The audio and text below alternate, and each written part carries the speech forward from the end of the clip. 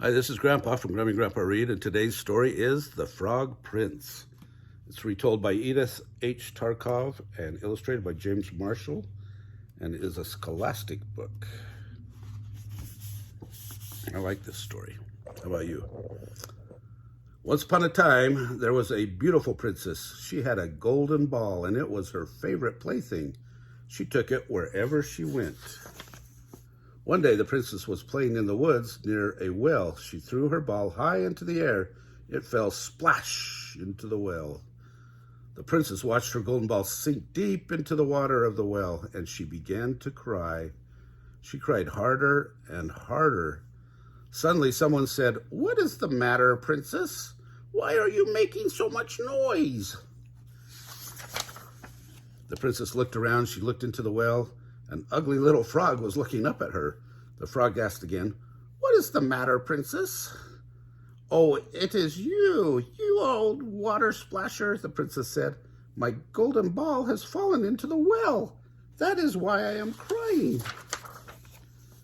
"Stop crying," said the frog. "Maybe I can help you. What will you give me if I could get your ball for you?" I will give you whatever you want, dear frog," said the princess. "Would you like my fine silk dress or my necklace of pearls, or would you like my golden crown?" "No," said the frog. "What would I do with your fine silk dress or your necklace of pearls? And what would I do with your golden crown?" "What do you want then?" the princess asked. The frog looked at the beautiful princess. He said, "I want to be your friend and playmate. I want to sit with you at the supper table. I want to eat with you from your golden plate and drink with you from your golden cup. I want to sleep on your fine silk pillow. If you promise to let me do these things, I will get your ball for you." "I promise," the princess said. She thought, "How can this nasty little frog come to the castle and be my playmate? He has to stay here in his well." And she said again, "I promise." Now the frog went down deep into the well. Soon he came up with the golden ball in his mouth. He threw it onto the grass. "Oh," said the princess, "my golden ball!" She picked it up and ran away. "Wait, wait," cried the frog. "Take me with you. I can't go as fast as you."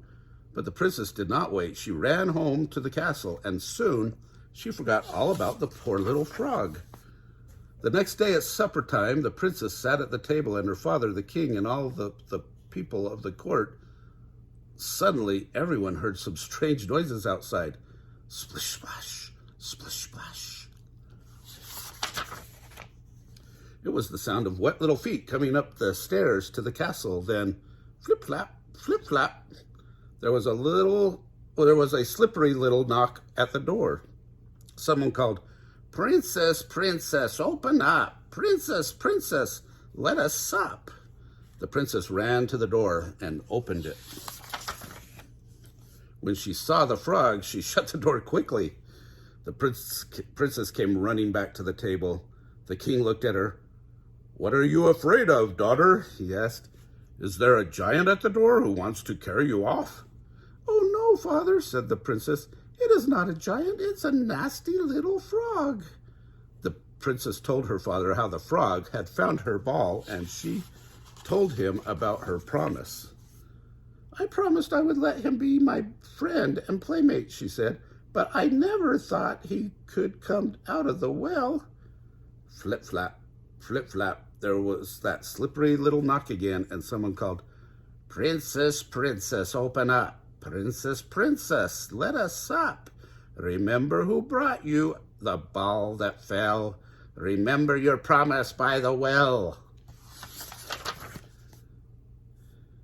You must keep your promise, daughter," said the king.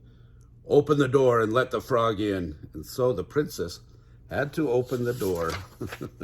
The frog hopped in and followed her to the table. He stopped by her chair. "Pick me up and put me next to your plate," said the frog. Go ahead, the king said. Do as the frog says. You must keep your promise. The princess had to put the frog on the table. Everyone could see that she really did not want to do it. The frog ate with the princess from her golden plate, and he drank with her from her golden cup. The frog liked his supper very much, but the princess could not eat a thing. At last, the frog said, Now I am ready to go to sleep. Carry me to your bedroom and put me on your fine silk pillow. The princess began to cry. Stop crying, said the king. Do as the frog says. You made a promise and you must keep it. And so the princess had to carry the frog to her bedroom. She took hold of him with 2 fingers and she put him in a corner. But the frog said, I am tired. I want to go to sleep on a fine bed, just like you. Put me on your silk pillow, or I will tell your father. That made the princess very angry. She picked up the frog and threw him against the wall. But when he fell to the floor, the frog was no longer a frog.